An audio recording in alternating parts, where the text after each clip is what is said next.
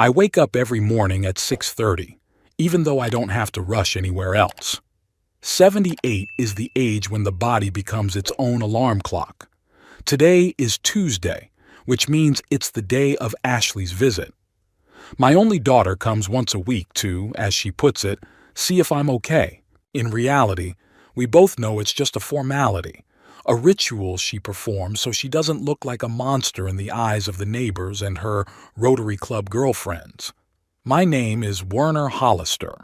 I live in West Des Moines in the same house I bought 42 years ago with my late wife Odell. Our house isn't luxurious, but it's nice 4 bedrooms, a spacious living room with a fireplace and a kitchen that overlooks a backyard with maple trees. After Odell died 6 years ago, I was left here alone. Sometimes neighbors wonder if it's too much space for a lonely old man. I just smile back. This house is my last refuge, a place where everything holds the imprint of the past. Ashley should be here by 11. I have just enough time to make coffee, browse the newspaper, and water the geraniums on the porch. I once worked as a civil engineer, designing bridges. Retirement was painful. Not so much because of the loss of income, but because of the sudden emptiness in my life. However, I found ways to fill the time. Reading historical novels, a chess club on Thursdays at the community center, occasional meetings with former colleagues. At precisely 11:05, I hear the sound of the engine, the sound of Ashley's white Lexus parking in front of the house. My daughter is always 5 minutes late, as if to demonstrate that she doesn't even consider my time in the smallest things. She enters without knocking, using her key. "Dad, are you here?" Her voice sounds deliberately cheerful, a tone that only comes out when she's talking to me or to the cashiers at the supermarket. "In the kitchen," I answered, though I might not have answered. Where else would I go? Ashley walks in, immediately dropping her bag on the table. She's wearing a smart suit of beige jacket and skirt. She works as a real estate agent for a major West Des Moines company. At 46, Ashley looks exactly like her mother at that age. The same reddish hair, the same straight nose, the same habit of pressing her lips together when she sees something unpleasant. Now she's pressing her lips together, looking at the mugs in the sink. Didn't do the dishes again? Isn't a question, it's a statement. "Good morning, Ashley," I say, ignoring her remark. "Coffee?" She shakes her head. "I have a meeting in an hour. I just came by to make sure you were taking your meds." I nod at the plastic container of pills on the table. Everything's on schedule. My blood pressure's fine, my sugar's fine. Ashley sits down across from me without taking off her jacket. She never stays longer than necessary. "How are you doing?" I ask. "How's Blaine?" Blaine Adderley has been her husband for 22 years. Works as a financial consultant, likes golf and single malt whiskey. He and I have never gotten along. "It's okay," she answers dryly. "It's a lot of work. Austin's having trouble at school. He's getting straight A's in math again. Austin is my grandson. He's 15. I see him once a year, at Thanksgiving, when they reluctantly come over for dinner. Austin spends the entire evening staring at his phone, and I pretend not to notice. Maybe I could help him with his math, I suggest. After all, engineers are pretty good with numbers. Ashley snorts. He won't listen to someone who hasn't mastered the smartphone yet. I have a button phone, and I know how to use it just fine. I just didn't see the point in overpaying for features I don't need. But there's no point in arguing. Ashley stands up and starts walking around the kitchen as if surveying the room. Her eyes stop at the cracked tiles by the sink, the stain on the curtain, the creaking floorboards. "You know, this house needs serious repairs," she says casually. "The foundation is sagging on the south side. The roof will start leaking soon." "The house is fine," I reply. "I replaced the gutters and fixed the porch last spring." "Dad." Her voice is getting softer, which always worries me. "You can't do all of this on your own anymore. Remember last year when you fell down the stairs trying to change a light bulb?" I tripped over a neighbor's cat running onto the property. It was a minor bruise, but Ashley made a big deal out of it, almost called an ambulance.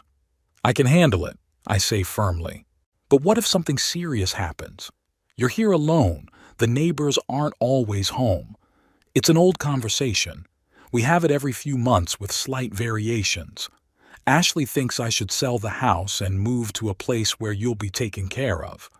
I think I'm still perfectly capable of taking care of myself.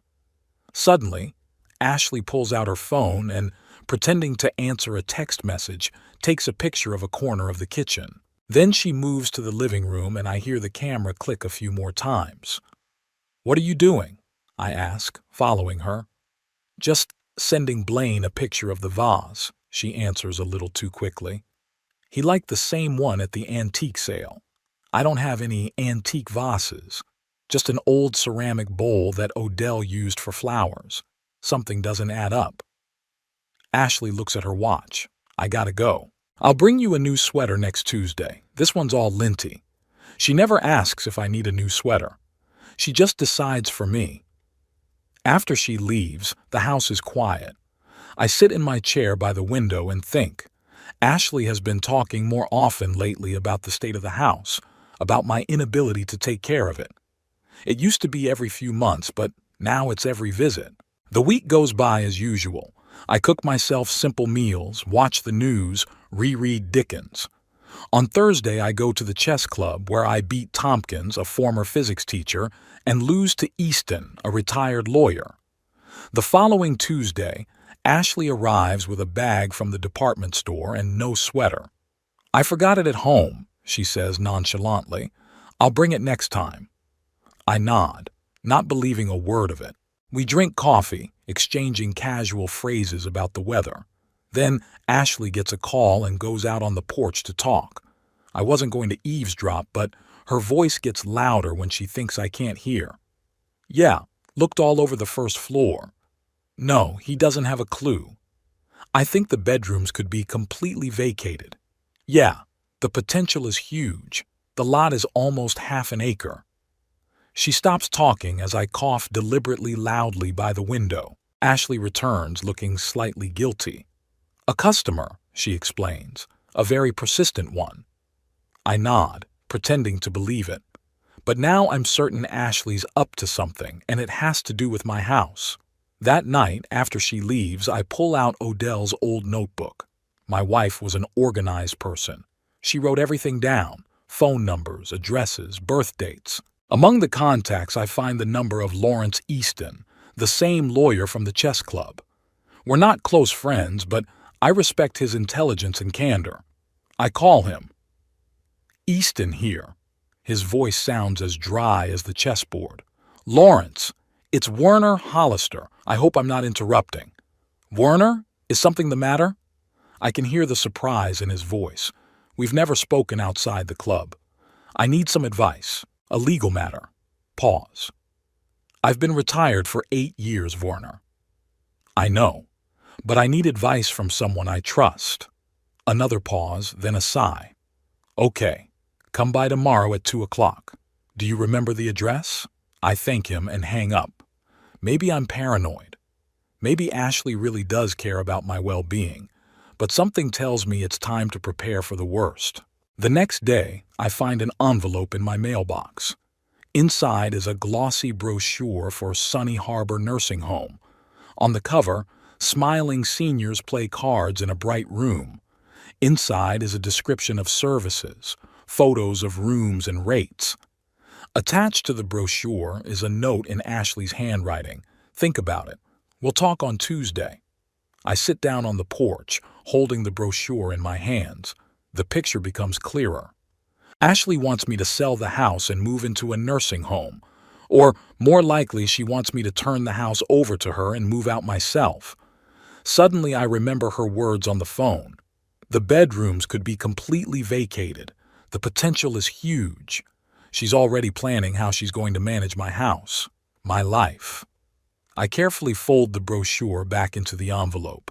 Now I know exactly what I'm going to talk to Lawrence Easton about. All week I've been studying the Sun Harbor brochure. The color photos of happy old men playing board games and doing yoga only disgusted me.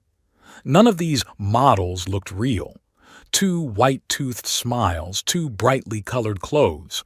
It was as if they were on the pages of a glossy magazine, not a real place where they lived out their lives. The rates were impressive. $3,000 a month for a basic package, $5,000 for a suite. That money offered a tiny room, 3 meals, and medical supervision. I mentally calculated, even with my pension and savings, I couldn't last more than 5 years. And then what? Eviction to the streets? When Ashley showed up on my doorstep on Tuesday, I was ready to talk. She walked in holding a paper bag from the bakery. "Brought your favorite cinnamon buns," she said with that fake smile I knew so well. I've never liked cinnamon rolls. My favorite was blueberry muffins. Odell used to bake them every Sunday. Ashley should remember, but she never cared. "Thanks." I took the bag. "Coffee?" "I'd love some." Ashley took off her coat and made herself comfortable at the kitchen table. "Did you get the materials I sent?" I nodded, pouring the coffee into 2 mugs. Informative. "What did you think?" There was impatience in her voice. I slowly set the mugs down on the table, taking a seat across from her. "I think it's a good nursing home. For people who need it." Ashley pressed her lips together. "Dad, you need it. Face it. You live alone in a huge house you can't maintain. You're 78? 78, not 108, I interrupted. "I can still take care of myself. Until the first serious fall," she said. "Or the first stroke. Then what? Who's going to take care of you?" I took a sip of coffee. Bitter, like this conversation. "I have health insurance. And a panic button." I pointed to a device around my neck that I rarely wore, but I'd worn today for this conversation. Ashley shook her head. "That's not enough. Sunny Harbor has 24-hour surveillance, doctors on site, regular activity. You won't have to cook, clean." "I like cooking," I said quietly, "and I don't mind cleaning." "You're just being stubborn," she sounded annoyed. "Like always." I put the mug aside. What would happen to the house if I moved? Ashley looked away for a moment. "Well, the logical thing to do would be to sell it. The money would be used to pay for your stay at Sun Harbor. And when the money runs out, we'll figure something out." She waved her hand as if to ward off the unpleasant question. "Maybe they'll put you on the welfare program. Maybe. Maybe not. But by then the house will be sold and there'll be no turning back." "You know," I said slowly, "I'll think about your offer. Give me some time." Ashley clearly hadn't expected that answer. She froze with the mug halfway to her mouth. "Really? I mean, of course. Take all the time you need. I can arrange a tour of Sunny Harbor any day. Don't rush it." I held up my hand. I said I'd think about it. I need time to weigh everything. Ashley nodded, but I could see the fire in her eyes. She sensed victory was near. It was exactly what I'd hoped for. The rest of the visit passed in an unusually upbeat mood. Ashley even offered to have lunch with me, something that hadn't happened in months.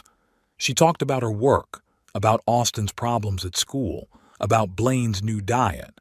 I nodded and nodded, feigning interest. Inside, all I felt was bitterness. My own daughter sees me as a burden to be rid of. When she left, I went straight to Lawrence Easton. Last time we talked was more of a reconnaissance. Today, I was going to take action. Easton lived in a small but well-kept house in the old part of town. Despite his retirement age, he kept a straight face like an ex-military man. As far as I knew, though, his only battles had been in court. "Werner," he opened the door at exactly the appointed time. "Come in." His office smelled of books and leather. The walls were lined with legal tomes, which I was sure he'd actually read. "So," Easton sat at his desk with his hands folded in a house. "Last time, you mentioned some concerns about your daughter. Have you made up your mind?" I nodded. "She wants me to move into a nursing home and sell the house."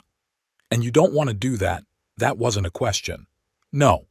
I want to sell the house, but on my terms, and use the money differently." Easton raised an eyebrow. Tell me more. I told him my plan. I needed to sell the house before Ashley made any more drastic moves. Sell it quietly, quietly, and then use the proceeds to secure my independence from my daughter. Are you sure she's that determined? Easton asked when I was done. Maybe she's really concerned about your well-being. I shook my head. She was taking pictures of the rooms, discussing clearing space over the phone. Talked about the potential of the lot. She's a realtor, Lawrence. She can already see putting my house on the market. Or, even more likely, planning to move there herself. Easton rubbed his chin thoughtfully. So, what do you suggest? I need a buyer, quick and quiet, and a lawyer to handle the transaction. I'm retired, Werner. But you still have your license? He nodded slowly. Yes, I maintain my status as an attorney. For small consultations. It will be more than a consultation. I'll pay your usual fee. Easton stood up and walked to the window. He was silent for a few minutes, looking out at the street. I have some acquaintances, he said at last. The Brotheridge family. They've been looking for a house in your neighborhood for a long time. Their son goes to the same school as the other kids in the neighborhood. They'd be happy to buy a house with no middleman. I felt the tension release a little. Will they be able to act quickly? If the price is reasonable, Easton sat down at the table again. How much do you expect to get? We discussed the details. I quoted a slightly below market price. I was more interested in speed than in maximizing my profit. Easton made several calls in front of me, speaking in coded phrases, as if we were planning a covert operation. In a way, we were. They're interested, he said, hanging up after the third call. They want to look at the house tomorrow. Ashley won't be here tomorrow, I nodded. She only comes on Tuesdays. Great. I'll meet them there at 10 in the morning. Get the deeds to the house ready, everything you have. As I was about to leave, Easton put his hand on my shoulder. Werner, are you sure you want to burn that bridge? Ashley wouldn't want to be in a relationship after this. I grinned bitterly. What kind of relationship do we have now, Lawrence? She sees me as a liability, as ballast. She's waiting to get the house. It's not a father-daughter relationship. Easton nodded. Just wanted to make sure. Tomorrow at 10 o'clock. Back at home, I started getting ready. I took all the deeds to the house out of the safe. The deed, insurance policies, tax receipts. Then I went through every room, saying goodbye to the place where I'd lived most of my life. Here Odell cooked her famous Sunday lunches. Here little Ashley took her first steps holding onto the edge of the couch. Here my wife and I grew old here, loving each other to the end. But now this house has become a cage. Ashley uses it as leverage, as a way to control me. I need to break free while I still have the strength to fight. I went to bed early, but I couldn't sleep for a long time. Memories came one after another. The first Christmas in this house, the fight with Ashley when she was a teenager, Odell's last days. What would my wife say about the current situation? She always understood people better, saw right through them. Even our daughter, though she never said so explicitly. This morning I woke up at first light. I cleaned up, put on my best sweater. I wanted to make a good impression on potential buyers. At exactly 10 o'clock, 2 cars pulled into the driveway, an Easton sedan and a minivan from which a man, a woman, and a girl of about 10 got out. Mr. Hollister, the man introduced himself, extending his hand. I'm Noah Brotheridge. This is my wife Prudence and my daughter Cora. Thank you for agreeing to show us the house. His handshake was firm, his gaze direct. His wife smiled warmly, without falsity. The girl waved shyly, hiding behind her mother. Welcome. I opened the door wider. Please. For the next 2 hours I took them around the house, showing them every room, talking about the construction, the repairs I'd made over the years. Noah turned out to be an electrical engineer. We found many common themes. Prudence worked as an elementary school teacher and immediately noticed the convenient layout of the kitchen. Cora quickly settled in and was delighted to find an old swing set in the backyard. They're in working order, I assured her. I check the fasteners every spring. When the inspection was over, we returned to the living room. Easton, who had followed us in silence the whole time, now took the lead. So, Mr. and Mrs. Brotheridge, what are your impressions? The couple looked at each other and Noah nodded. We like the house very much. It's exactly what we were looking for. Spacious, in a good neighborhood, close to Cora's school. He hesitated. Mr. Hollister had obviously taken care of it over the years. It's a question of price, Easton began. We'll agree to the price, Prudence said quickly. If we can move in within a month. I felt my heart clench. They want my house. The house I wasn't going to sell until a week ago. 2 weeks, I said quietly. I have to move out in 2 weeks. Noah raised his eyebrows in surprise. So soon? Do you already have a place to live? I'm working on it, I said evasively. Easton coughed. Mr. Hollister is considering several options. The main thing is to make sure the deal goes through quickly and confidential. Prudence frowned. Is the house okay? No hidden problems? The house is in perfect condition, I assured her. It's a family emergency. My daughter. We have different visions for my future. There was an awkward pause. Then Noah nodded decisively. We agree. 2 weeks. Price. Confidentiality. Mr. Easton, will you prepare the paperwork? Easton confirmed that he would handle everything necessary. We shook hands and the Brotheridge family left, promising to return in 2 days to sign the preliminary contract. When we were alone, Easton turned to me. Good luck with the buyers. Good people, solvent. But are you sure you want to move that fast? 2 weeks is not a lot of time. I shook my head. I sense Ashley's up to something. She could show up at any time, not just on Tuesdays. I need to get ahead of her. Where do you plan to live? Easton looked at me carefully. Do you really have a plan? I do, I lied. I hadn't really decided yet. I was considering renting an apartment maybe in another city, or even another state. I had a brother in Oregon that we hadn't spoken to in years. Maybe it was time to reconnect. Easton didn't look convinced, but he didn't press. I'll get all the paperwork ready. I'll email you the draft contract tomorrow. I don't have email, I reminded him. Easton sighed. Then I'll bring a hard copy. Look over it carefully and call me if you have any questions. After he left, I sat down in my chair by the window. Events were unfolding rapidly. A week ago, I was just a lonely old man trying to live out my life peacefully in a house full of memories. Now, I was selling that house to strangers and preparing to start a new life in an unknown place. What would Odell say? Probably that I was too stubborn, that I could have tried to talk to Ashley straight, explain my feelings. But I knew my daughter. I knew her cold calculation, her ability to see only her own gain. This conversation would have happened years ago if it had been possible. No, the only way out is to act decisively. Sell the house, secure financial independence and freedom of choice, and teach Ashley a lesson she'll never forget. The deal with the Brotheridge family was moving faster than I expected. 3 days after their first visit, we signed the preliminary contract. Easton advised me to open a new bank account at a different bank than the one Ashley and I shared. That way, she couldn't trace the transaction. You can still change your mind, Easton said when we finished the paperwork. Nothing was finalized. I shook my head. No, I have a feeling Ashley's going to make a move soon. I need to be ready. I wasn't wrong. On Friday, against her usual schedule, Ashley showed up on my doorstep. It was around 2 in the afternoon. I had just gotten back from the bank where I had opened a new account. Dad! She looked surprised to see me in my jacket and hat. Were you going somewhere?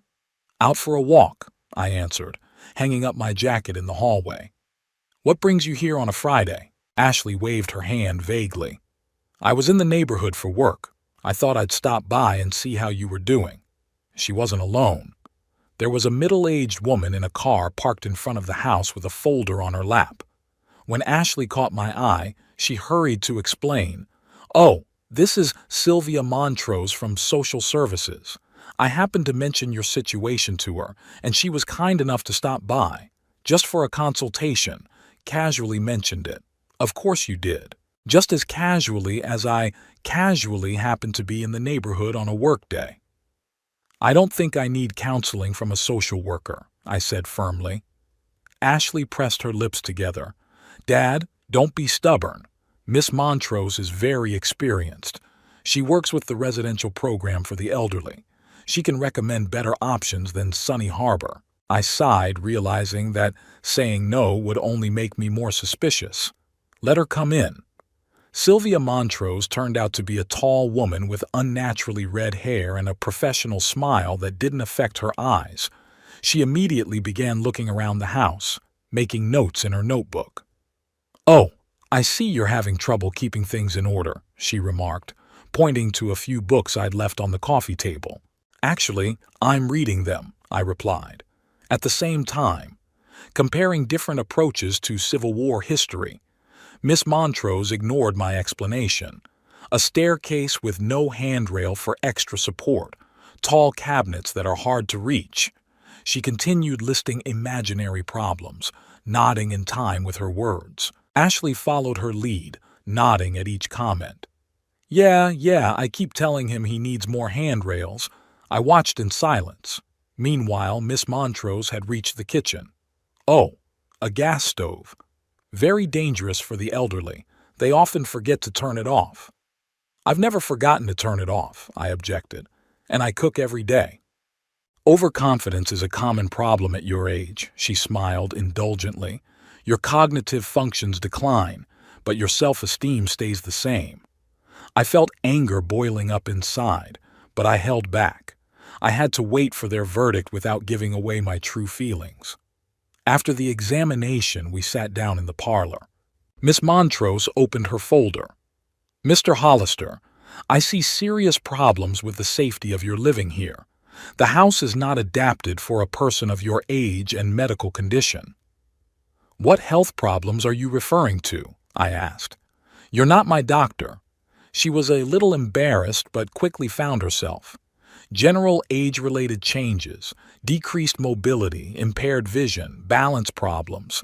My eyesight's been -1.5 since I was 20, hasn't changed in the last 10 years. Mobility is fine. I walk without a cane. As for balance, I play tennis on Thursdays at the community center." It was a lie. I played chess, not tennis, but I wanted to see their reaction. Ashley frowned. "You don't play tennis?" "I started 3 weeks ago." I looked her in the eye nonchalantly. "You would know if you were interested in my life."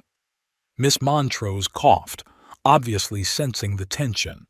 "Anyway, Mr. Hollister, I think you'd be safer and more comfortable in a specialized facility. I have a few options that might interest you." She pulled brochures out of a folder, almost identical to the ones Ashley had brought earlier. The same smiling seniors, the same promises of care and comfort. "I don't need a specialized facility," I said calmly. "Thank you for the counseling, but the decision is mine." Ashley stood up abruptly. "Dad, we've already discussed this. You can't stay here. It's too dangerous." "Dangerous to who?" I got up too. "For me or for your plans?" Miss Montrose began to gather her papers, clearly uncomfortable.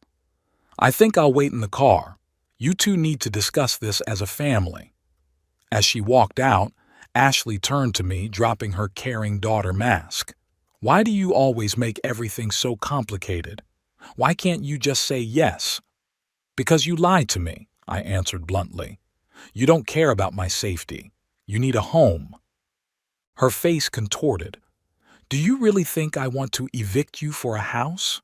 What the hell, Dad? I'm trying to help." "Help yourself," I shook my head. "I saw you taking pictures of the rooms. I've heard you talk about clearing out space. You're already planning to move or sell." Ashley looked caught red-handed for a moment, but quickly pulled herself together. "You're paranoid. I was taking pictures for the insurance company, and I was talking about my office, not your house. Don't lie to me." My voice was quieter, but harder. "At least now, have the dignity to tell me the truth. We stood across from each other in the living room where we'd once been a happy family. Now, there was only a cold chasm between us. You want the truth? Ashley took a step forward. Okay. Yes. I think this house is too big for you. Yes. I think it would make more sense to sell it and use the money to provide for your care. And yes, if you agreed to move into a nursing home, I would buy this house myself. Blaine got a promotion. We've wanted a bigger place for a long time. Is that so terrible? Does that make me a monster? No, I answered quietly. What makes you a monster is that you didn't ask my opinion. You didn't discuss this plan with me. You went behind my back like I was incompetent. Ashley snorted. If I had asked, would you have agreed? No, but I would have had the right to refuse, knowing all the facts. You're too stubborn to admit the obvious, she shook her head. You can't live alone. Sooner or later there will be an accident. And then what? I'm supposed to drop everything and take care of you? I've never asked you to look after me, I said. And I won't. Ashley clenched her fists. You're just a selfish old man. You always have been. Mom put up with your antics, but I don't have to. Leave Odell alone. I was beginning to run out of patience. She'd never approve of what you're doing. Don't you dare say what she would approve of, Ashley screamed. You didn't even really know her. You were always busy with your bridges, your blueprints. And she sat at home, burying her dreams. That was a low blow. Odell and I really didn't discuss a lot of things openly, especially in the early years of our marriage. But by the end of it, there was a deep understanding between us that Ashley never saw or wanted to see. I loved your mother, I said quietly. She knew it. Loved? Ashley laughed bitterly. You loved the idea of family, the right house, the right wife, the right daughter. And when we didn't live up to your standards, you just retreated to your office. I could argue, I could explain, I could defend myself. But what's the point? Ashley saw the past through the lens of her resentments, real or imagined. Nothing's going to change that now. I don't think we have anything else to discuss, I said, heading for the door. Ashley blocked my way. Oh no, we're not done. I made arrangements with Sun Harbor. They're expecting you tonight. You can pack later. I'll bring everything you need. I froze. You did what? Booked the place, she repeated, looking me straight in the eye. Miss Montrose helped with the paperwork. Technically, given your age and the results of your last physical, I have the right to make decisions about your placement. You don't have that right, I objected. I'm of sound mind and good judgment. Dr. Sheldon thinks otherwise. Ashley pulled a paper out of her bag. He'd noted the signs of incipient dementia at your last checkup. I snatched the sheet out of her hands. Dr. Sheldon was indeed my doctor, but I didn't remember any talk of dementia. The document spoke of possible signs of cognitive impairment, recommending observation and evaluation. That's bullshit. I crumpled the paper. Sheldon never said anything like that to me. Because you'd be upset.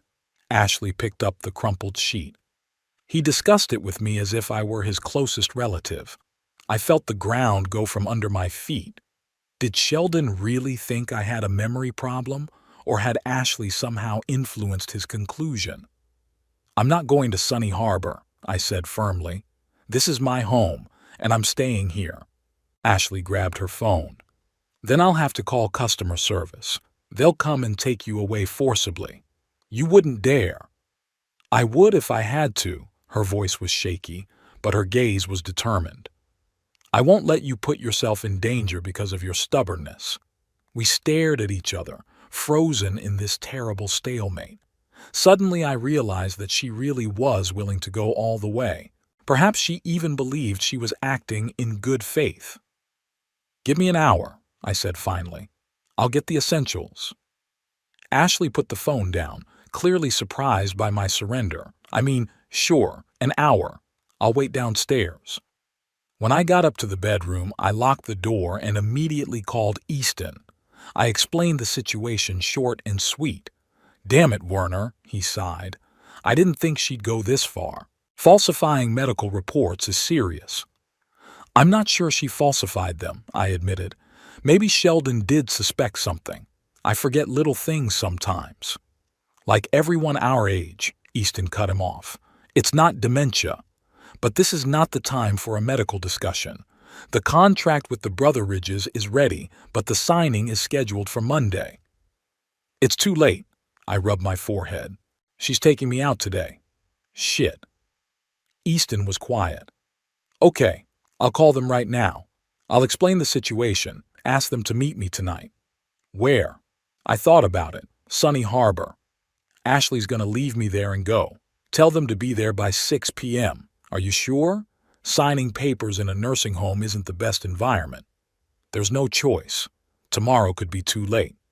Easton agreed and promised to make the arrangements. Then I took 2 envelopes out of my desk drawer and started writing. The first contained instructions for the Brotheridges, how to handle the house, what the plumbing and wiring were like. In the second was a letter for Ashley. It was the hardest letter I'd ever written. I wanted to express all the bitterness, all the pain of betrayal, but I also realized that these words could be the last words between us. So I held back, chose my words carefully. I explained my actions, but I didn't apologize for them. I told her how I felt, but didn't directly accuse her. When I finished, I sealed both envelopes and signed them. Then I packed a small bag with clothes, toiletries, and medication. I added a picture of Odell, a favorite book, an old watch.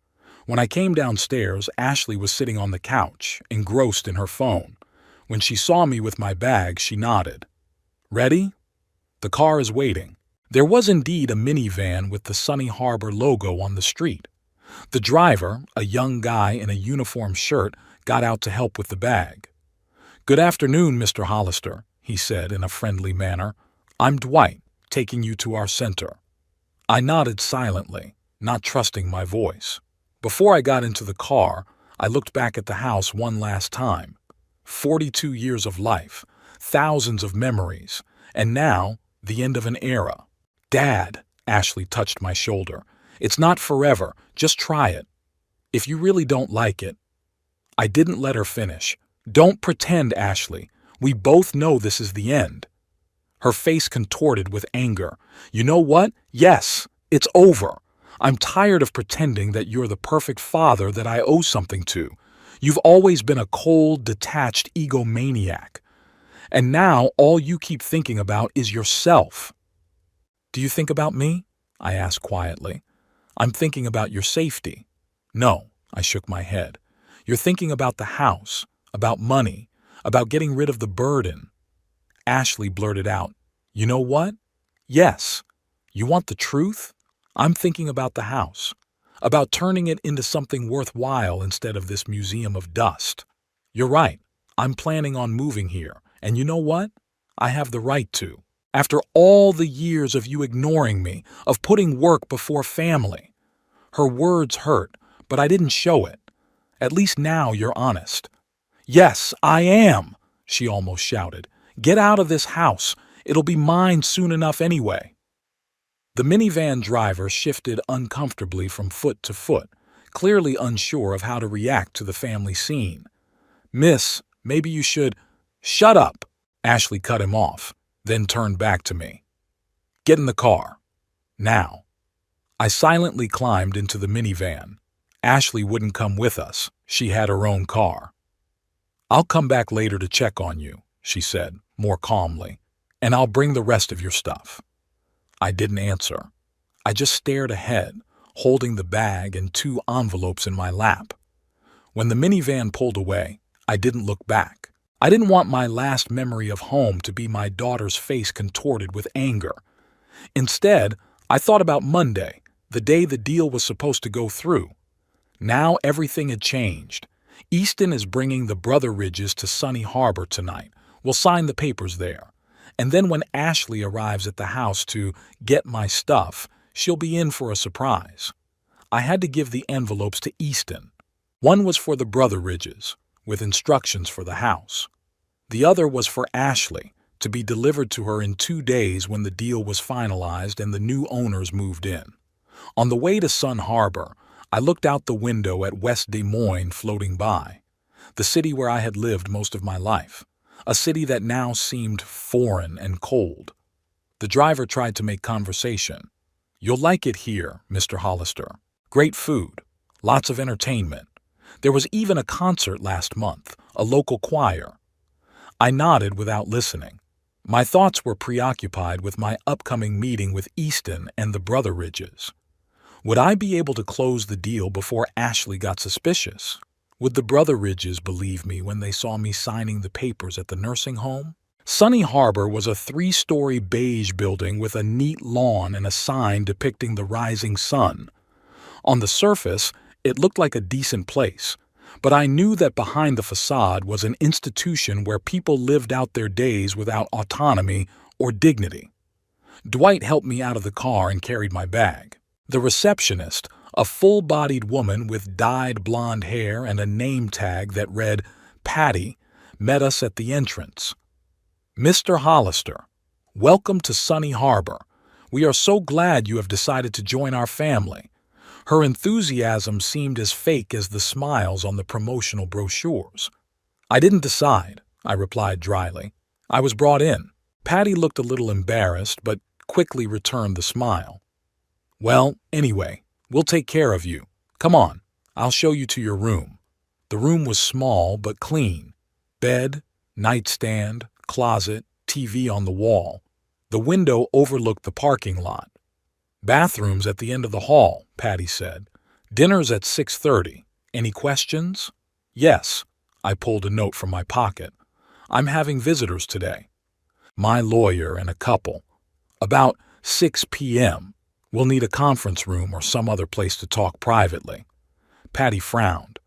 "The visits usually end at 5. This is important." I looked her straight in the eye. "It's a legal matter. I need to sign the papers." She hesitated but then nodded. "Okay.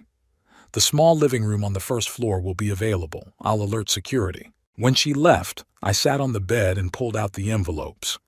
Easton was due in 2 hours. Enough time to check all the paperwork one more time and prepare for the meeting. Life at Sunny Harbor turned out to be exactly as dreary as I'd anticipated. The first night was interminable. I couldn't sleep on someone else's overly soft bed.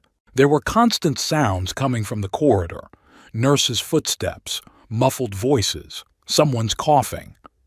At about 3 o'clock in the morning, there was a scream from the next room, followed by the hurried footsteps of the staff. I lay staring at the ceiling and thought about the fact that this man, whoever he was, had nowhere to run. Neither did I. My situation, however, was quite different. The meeting with Easton and Brotheridge in the small living room had gone well. We signed all the papers to sell the house, and I handed the lawyer 2 sealed envelopes, one for the new owners and one for Ashley. "Deliver it to her on Monday when the Brotheridges get the keys," I said, handing the envelopes to Easton. "Are you sure you don't want to talk to her in person?" he asked hesitantly. I shook my head. "After what happened? No. Let her learn everything from the letter. Now all I had to do was wait. Waiting and watching life go on in this place where time seemed to stand still." In the morning we were awakened at 6:30. A nurse unceremoniously entered the room and announced that it was time to take our medication and go to breakfast. I tried to explain that I didn't need her help, but she just shook her head. "The rules are the same for everyone, Mr. Hollister. Breakfast is at 7, you can't be late." The dining room was a large, well-lit room with dozens of round tables. Most of the occupants were much older than me or had obvious health problems. Many were in wheelchairs, some were fed by orderlies. I was seated at a table with 3 other men. One was shaking continuously, apparently from Parkinsonism. Another stared blankly into space. The third, the most cheerful, introduced himself as Chester. "New?" he asked, extending his hand. "I've been here 3 years. You'll get used to it." "I doubt it," I replied, shaking his hand. "I don't plan on sticking around." Chester grinned. "That's what they all say at first. Breakfast consisted of flavorless oatmeal, margarine toast, and a glass of orange juice from concentrate. I wistfully remembered my morning rituals at home: freshly brewed coffee, scrambled eggs and bacon on Sundays, fresh bread from the bakery around the corner. After breakfast, we were offered entertainment, watching an old movie in the common room. I declined and went back to my room. I took Odell's picture out of my bag and set it on the nightstand. Her smile, captured years ago, seemed especially bright now against the dull walls. "What would you say now, Dell?" I whispered, looking at the photo. "Would you approve of my plan or call me a stubborn old fool?" The day dragged on interminably. After a lunch of bland chicken soup and a turkey sandwich, I decided to explore the grounds. Sunny Harbor had a small garden with benches and paths. A few of the residents were sitting outside, framing their faces in the fall sunshine. I joined them, enjoying the fresh air after the stuffy corridors. An elderly woman with a cane lowered herself onto the bench next to me. "New?" she asked, looking at me with shrewd blue eyes. "I'm Eleanor. I've been here for 2 years. Werner," I introduced myself. "First day." "Still in shock?" She nodded understandingly. "It'll pass. Either you get used to it or you go crazy." "Is there a third option?" I asked with a wry smile. Eleanor shrugged. "Escape? Some people try. They usually don't go any farther than the parking lot because they don't have the right legs." We were silent for a moment, looking at the leaves falling off the maples. "Family?" she asked at last. "Daughter," I answered briefly. "A grandson whom I hardly ever see." "I have a son," Eleanor nodded. "He comes once a month, sits there for 15 minutes, asks me how I'm doing, and then leaves. I guess he's doing his duty as a son." "At least he comes," I said. "And your daughter?" "I doubt she'll be here any time soon," I grinned. "We have a complicated relationship." Eleanor nodded understandingly. "Most of us are here for the same reason. You become a burden to your family, and they send you away." "They'll take better care of you there," she mimicked someone else's voice sarcastically. I remembered almost the exact same words from Ashley's mouth and involuntarily cringed. Were Eleanor and I and the other residents of Sunny Harbor just statistics? Just another generation of old people who've been gotten rid of to make room and resources? But you know what the most frustrating part is? Eleanor tapped her cane on the ground. That they don't even realize what they're doing. They genuinely believe they're doing the right thing, taking care of us. They don't realize they're taking away our most precious possession, our autonomy, our dignity. I nodded silently. Eleanor had hit the mark. Ashley probably really thought she was doing me a favor by putting me in a safe place. It hadn't occurred to her to ask what I wanted for myself. Sunday passed as monotonously as Saturday. I refused to participate in group activities, preferring to spend time in my room with a book or in the garden talking to Eleanor. She turned out to be a former literature professor, and we found many common topics of conversation. There was no call or visit from Ashley. She was probably too busy planning the move to her new home, or maybe she was still angry after our fight. Either way, I was actually glad she was gone. I didn't want to pretend like everything was okay. Monday morning, Easton called. "The money's been transferred to your account," he said. The Brotheridges had gotten the keys and had already started moving things in. "What about Ashley?" I asked, feeling my heart beat faster. "I delivered the envelope to her an hour ago." I could hear the tension in Easton's voice. Werner, she was not thrilled, to say the least. "I can imagine," I sighed. "Had she called me?" "Not yet, but I'd advise you to be prepared." She was furious. I thanked Easton and hung up. Now all we had to do was wait for the storm. It didn't take long. Around noon, my phone rang and I saw Ashley's name on the screen. Taking a deep breath, I answered. "Yes? What have you done?" Her voice shook with rage. "What? You? Done. I suppose you got my letter, I said calmly. I did. I went to the house and found some strangers there. They said they bought the house from you. How could you? The same way you could have sent me to a nursing home without my consent, I replied flatly. I sold my house, my property. I have every right. But we had a deal.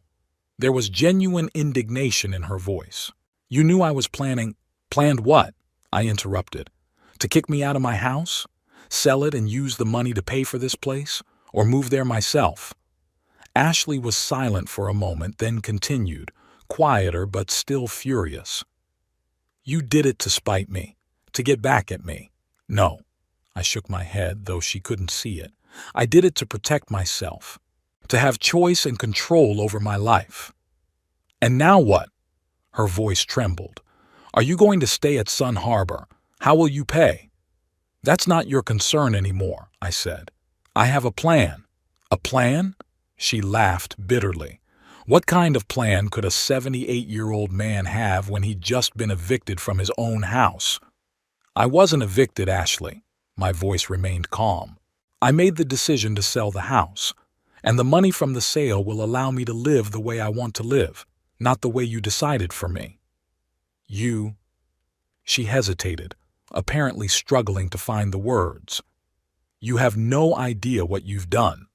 I've already notified Austin High that we're moving. I ordered movers, canceled the lease on our house. That's your problem, I said, feeling a pang of guilt but suppressing it. You shouldn't have planned this behind my back. I'm your daughter, she screamed. Your only family. How could you do this to me? How could you do this to me? I asked quietly. Send me to a nursing home against my will. Use a questionable medical report to declare me incompetent. Ashley fell silent again. When she spoke, her voice sounded different, more calculating. You know what? I can challenge that deal. You've been institutionalized for dementia. Any court will find that you were incapacitated at the time you signed the contract. I smiled. You can try. But the contract was signed before you sent me here. And I have a written statement from an independent doctor confirming my capacity. Easton had it all figured out. Easton? Her voice trembled. Your buddy from the chess club? That's who's behind this. No, Ashley, I sighed. I'm behind this. My decision, my responsibility. Easton just helped me with the legal side. I'm still going to sue, she said stubbornly. It's my inheritance. You had no right to sell the house without my consent. I had every right. The house was my property, not yours. But you knew I was counting on it. All these years, there it is, the truth at last. All these years, she's been waiting to get the house. Maybe she was even waiting for me to die. I'm sorry to disappoint you, I said with no regret in my voice. But maybe it's a good lesson. You can't make plans on someone else's property. She choked with anger. You'll regret this, I swear. I'll find a way to get it all back. Don't waste time and money in court, Ashley, I said. Find a new home for your family, and maybe rethink the way you treat people. Not everyone is willing to be a pawn in your plans. She hung up without further argument. I knew this wasn't over. Ashley wasn't the type to give up easily. But now I had the advantage of financial independence and freedom of choice. I stared out the window at the Sunny Harbor parking lot, reflecting on the conversation. Somewhere out there, beyond this place, Ashley was standing in front of the house she thought was hers, met with the people who were now its rightful owners, realizing that all her plans had fallen apart. I took no pleasure in hurting her. Despite everything that's happened, she's still my daughter. But she left me no choice. Now I had another option. With the money from the sale of the house, I could start a new life. Get away from West Des Moines, from the toxic relationship, from the past that was pulling me back. I called my brother in Oregon, who I hadn't spoken to in years because of a stupid fight I couldn't remember the reason for. Surprisingly, he was happy to hear from me. Without hesitation, he offered to stay with me until I found my own place. Too much time has been lost, Werner, he said in his husky but still recognizable voice. It's high time we were brothers again. I agreed with him. Too much time has been lost, and too little time left to waste on resentment and regret. In the evening, I sat in the garden of Sun Harbor watching the sunset. In spite of all that had happened, I felt a strange calmness. For the first time in a long time, I had made a decision on my own, without looking back at other people's expectations, and that sense of control over my own life was priceless. Eleanor joined me on the bench. "You look different today," she said, looking at me carefully. "Is something wrong?" "I found a way out," I answered simply. I woke up early in the morning to a noise in the hallway. Someone was talking loudly to the nurse on duty, and the voice sounded painfully familiar. Ashley. I didn't expect her to arrive so soon after our phone conversation yesterday. "I need to see my dad. Now," she demanded. "Miss Hollister, it's 6 o'clock in the morning," the nurse tried to object. "The residents are still asleep. Visiting hours start at 9. "I don't care what your visiting hours are. I'm paying for his stay here, and I have the right to—" I got out of bed, threw on a robe, and opened the door. Ashley was standing at the nurse's desk, dressed in a business suit, her hair in a tight bun. She looked like she'd been up all night, dark circles under her eyes, her face pale with anger and fatigue. "Ashley," I called calmly, "I'm awake. We can talk in my room." She turned around sharply, saw me, and came toward me with a determined stride. Her index finger was pointed at my chest. "How could you do this to me? To your own daughter?" The nurse looked at us worriedly. "Mr. Hollister, if you need help—" "I'm fine," I assured her. "It's a family matter." I let Ashley into the room and closed the door. She looked around the cramped space with unconcealed disgust. "This is where you're going to live? In this doghouse?" "No," I answered calmly, sitting down on the edge of the bed. "I'm not." "Where?" "Outside." She flailed her arms. "You sold the house, our family home, the only place you could live." "Ashley," I looked her straight in the eye, "it was my house. It wasn't ours. I'd bought it long before you were born, paid the mortgage for 30 years, maintained it, and I had every right to use it as I saw fit. You knew I was counting on it." Her voice trembled. "You knew I was planning to move there. I'd already canceled the lease on our house, warned Austin High. And now what? Where do we live?" "In the same house you're renting now?" I suggested. "Or buy another one. You and Blaine have good salaries, credit history." "Don't you dare lecture me." Ashley raised her voice. "We were planning on getting your house for free. Do you understand? Free. And now we're going to have to spend hundreds of thousands on a new one. That's it. The plain, unvarnished truth. No concern for my well-being, no concern for my safety, just a desire to get the house for free." "So you admit that your concern for me was a sham?" I asked quietly. "That the nursing home was a way to get rid of me and take possession of the house?" Ashley looked embarrassed for a moment, but quickly pulled herself together. "Not just that. It's really dangerous for you to live alone. You've fallen down the stairs. You've forgotten to turn off the stove." "I've never forgotten to turn off the stove," I countered. "And I fell down the stairs once when I tripped over the neighbor's cat. It could have happened to anyone of any age." "It doesn't matter," she waved me off. "That's not the point. You betrayed me, Dad. You betrayed your family." "Family?" I grinned bitterly.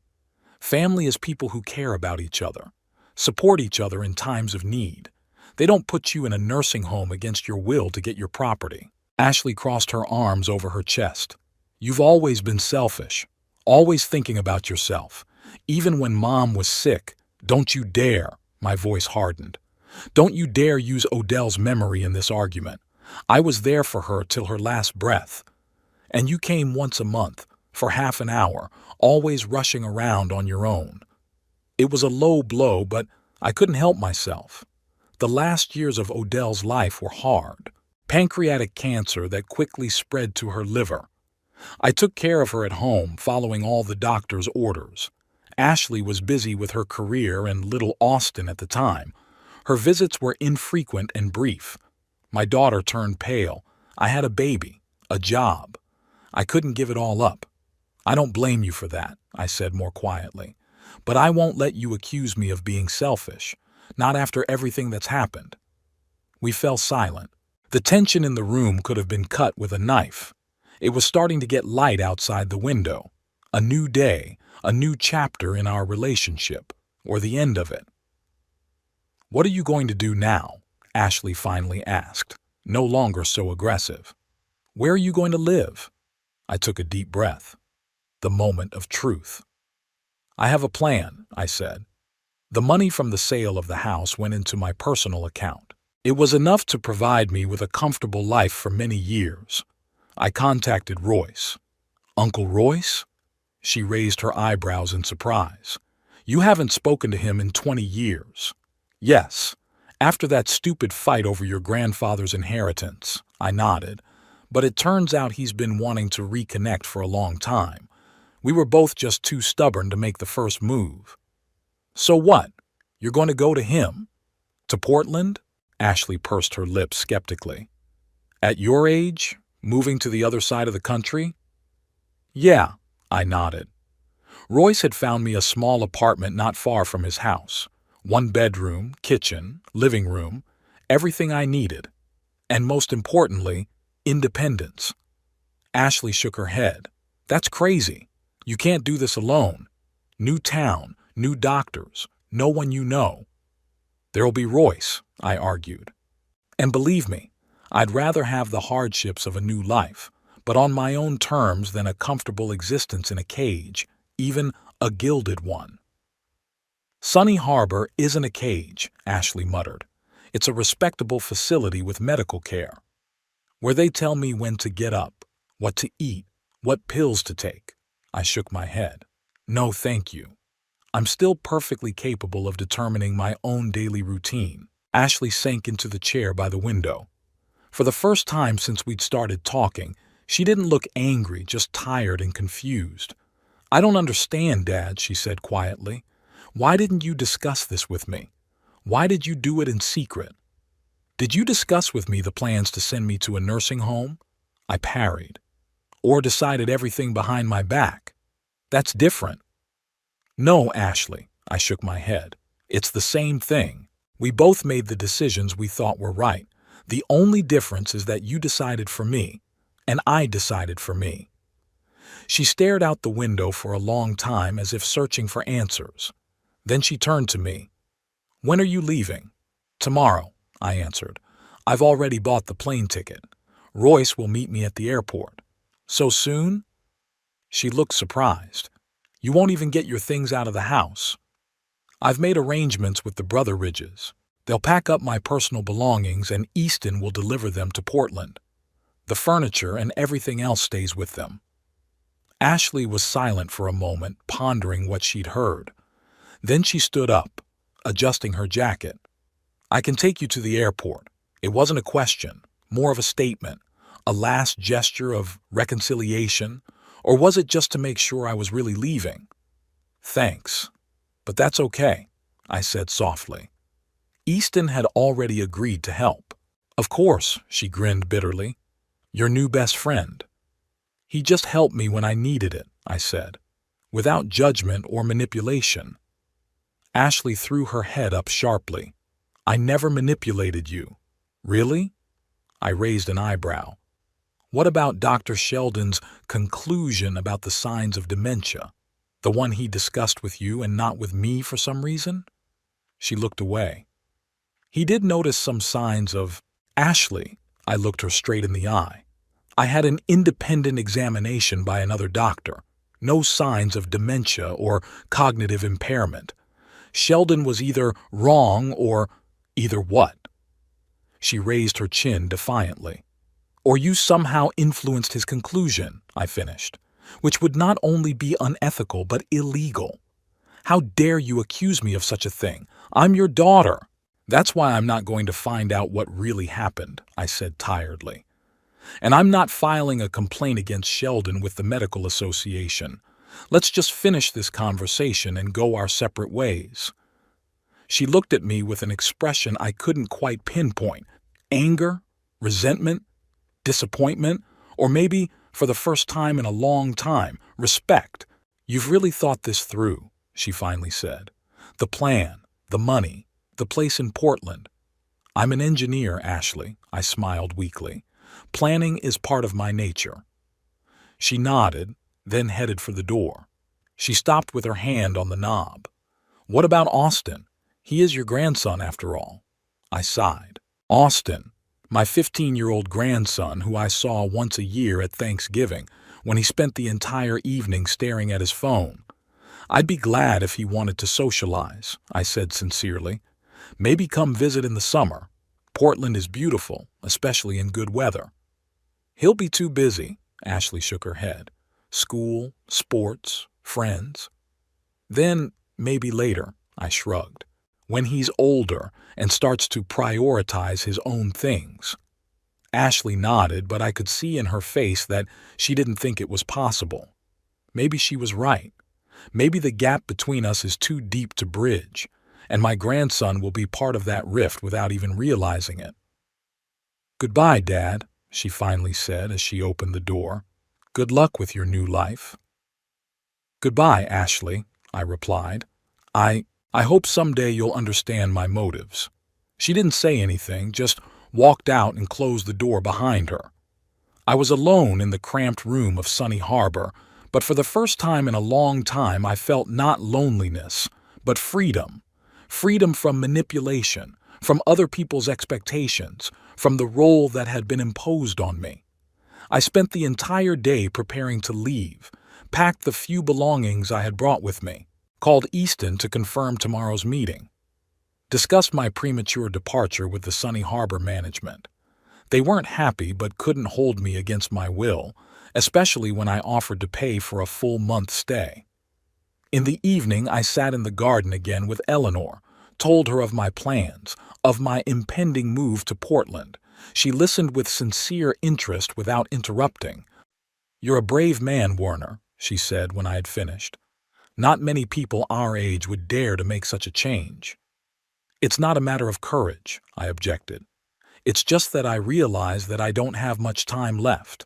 I wanted to spend it by my own rules." "That's courage," Eleanor smiled. "A lot of people here have come to terms with it, accepted their imposed roles. You haven't." We said goodbye, exchanging addresses. I promised to write to her from Portland, to tell her about my new life. She promised to write back and keep me informed about Sun Harbor. In the morning, Easton came to pick me up. He helped load my bag into the trunk and drove me to the airport. "You look different," he said, looking at me with a sidelong glance. "Younger." I grinned. "It's freedom, Lawrence. It's more rejuvenating than any treatment." We said goodbye at the airport. I thanked him profusely for his help, without which my plan would never have materialized. "You're welcome," he shook my hand. "I was glad to help a colleague in the chess club. And by the way, you owe me a rematch." "I will," I promised. "Maybe you'll come to Portland for a visit? We'll play a game or two." "Maybe." He nodded. "I've always wanted to see Oregon." Before boarding the plane, I took one last look around the lounge. Somewhere out there, outside the airport, was West Des Moines, the city where I'd lived most of my life, where I'd met Odell, where Ashley had been born, where I'd designed the bridges that connected the coasts, a city that had become both home and prison for me. Now I was flying to Portland, a new city, a new life, and most importantly, a choice of my own.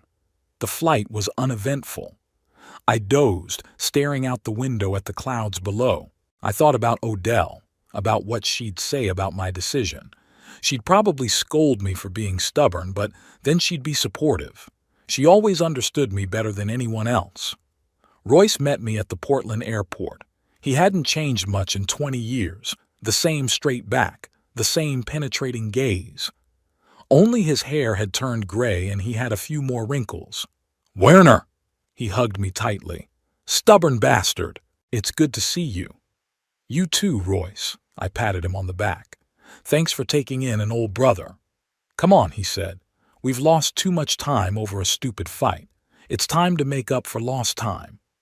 On the way into town, Royce talked about Portland, about his life here after retirement, about his children and grandchildren, who often visited him. I listened with genuine interest, feeling the tension of the last few weeks slowly let go. The apartment Royce had found for me was better than I had expected. It was bright, spacious, on the second floor of a small building in a quiet neighborhood.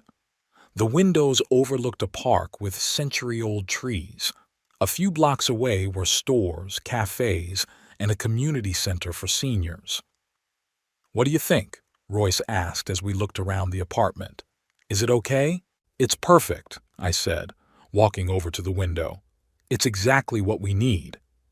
"You'll have to buy the furniture," he said. "But that's not a problem. We'll go shopping this weekend." "The essentials first," I nodded. "A bed, a table, a couple of chairs. The rest will come gradually." We had dinner at a small restaurant nearby. Royce introduced me to the owner, an old friend of his.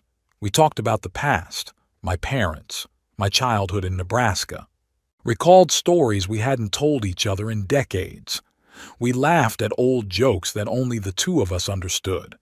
That night, lying on the cot in Royce's living room, we were supposed to buy furniture for my apartment the next day, I thought about the vicissitudes of fate.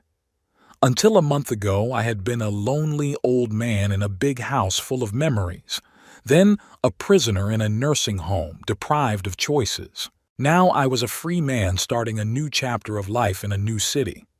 Ashley was probably right about one thing. It was a risky move at my age, but risk is a part of life. I had built enough bridges to know that without risk, there is no forward motion. Over the next few weeks, I gradually set up my apartment. I bought the furniture I needed, hung some of the paintings Easton had sent me from the old house. A picture of Odell took pride of place on my bedside table. Royce helped me get my bearings in the city. He showed me the best routes to walk, introduced me to neighbors, told me about local traditions. We often had dinner together, played chess in the evenings, watched old movies we had loved in our youth. There was no word from Ashley. I didn't expect them, realizing the wound was too fresh. Maybe someday she would understand my motives. Maybe she won't. Either way, I'd made my choice and didn't regret it. One sunny day in early spring, Royce and I sat in the park across from my house. The first flowers were blooming. Birds were singing in the branches of the trees. Life went on, bringing with it new possibilities and hopes. "You know, Werner," said Royce, looking at the children playing nearby, "you did the right thing. You can't live by other people's expectations, even if they come from the people closest to you." "Yeah," I agreed. "It's just a shame I realized it so late." "Better late than never," he patted my shoulder. "You still have a long way to go." I nodded, looking at the blossoming trees. There might not be as much time as I would have liked, but it belonged to me now every day, every hour, every choice. And that was the most precious gift I could give myself. Sometimes I thought of the house in West Des Moines, of my past life. Not with regret, but with gratitude for all it had given me. For meeting Odell, for giving birth to Ashley, for years of working on projects I was proud of. But now I had a new life, a new home, a new city, new opportunities, and most importantly, freedom. Freedom to be myself, to make decisions, to take responsibility for them. Freedom from toxic relationships, from manipulation, from the roles they tried to impose on me. After all, isn't that what life is all about? Isn't it about living it on your own terms, by your own rules? Isn't it to look back at the end of the journey and say, that was my life, not perfect, not flawless, but my own? I smiled, looking up at the sky over Portland. It was the same over West Des Moines as it was over any other city in the world. But to me, it symbolized a new beginning, a new chapter in the book of my life, a chapter that I would write on my own, without guidance or expectation. And it was a wonderful feeling, a sense of freedom, a sense of possibility, a sense of life, my life.